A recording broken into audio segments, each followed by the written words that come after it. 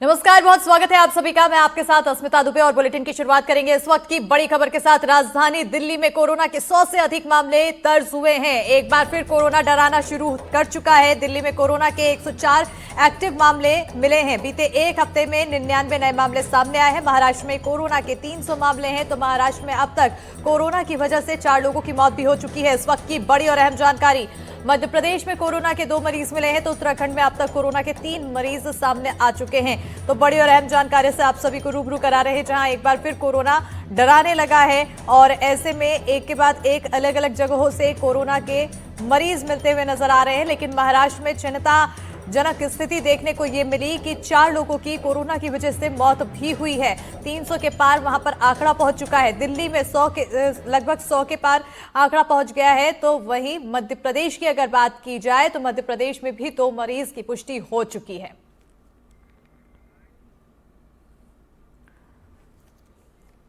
तो देश के कई राज्यों में कोरोना ने दस्तक दे दी है। कोरोना को लेकर सतर्क रहना जरूरी है। देखिए देश में कहां क्या हालात हैं इस रिपोर्ट में।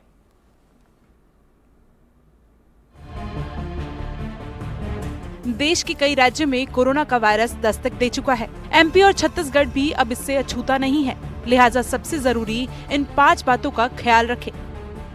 वायरस को लेकर एहतियात बरतें। जरूरी ना हो तो भीड़ भाड़ से बचें। लक्षण दिखे तो जांच जरूर कराएं। अफवाहों पर बिल्कुल ध्यान न दें। घबराने की कोई जरूरत नहीं है। एमपी की बात करें तो इंदौर में 2 कोरोना पॉजिटिव मिलने के बाद सरकार सतर्क है। इन 2 मरीजों की केरल और अहमदाबाद की ट्रैवल हिस्ट्री बताई गई है।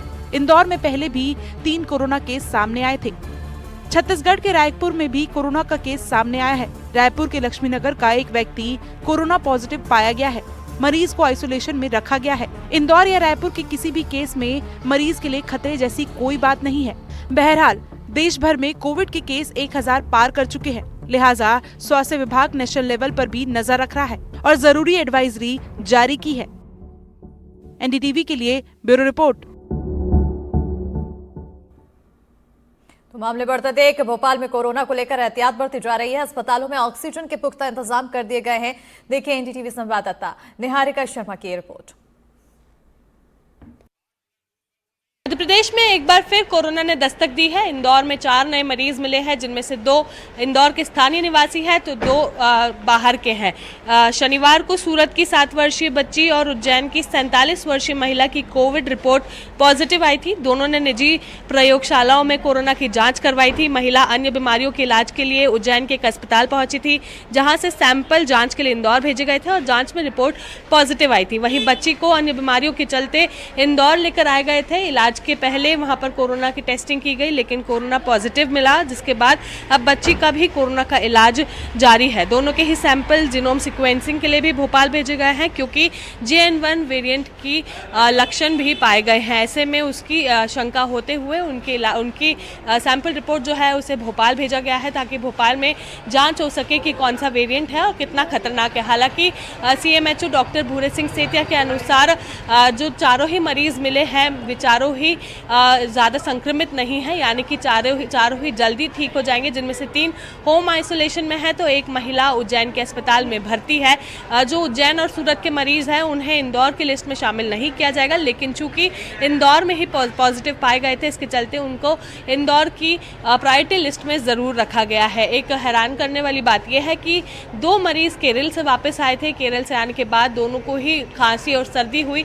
1 हफ्ते तक सर्दी खांसी सताने के बाद जब वे अस्पताल पहुंचे थे तो अस्पताल में ये पता चला कि वे दोनों कोरोना पॉजिटिव है। दोनों ही हस्बैंड वाइफ है, जिसके चलते उनका होम आइसोलेशन में ट्रीटमेंट जारी है। एक बड़ी बात यह है कि 11 मरीज अभी तक, यानी कि जनवरी से लेकर मई तक 11 मरीज इंदौर में मिल चुके हैं, जिनमें से 5 स्थानीय निवासी है और 1 महिला की मौत हो चुकी है। हालांकि अभी भी घबराने वाली बात नहीं है।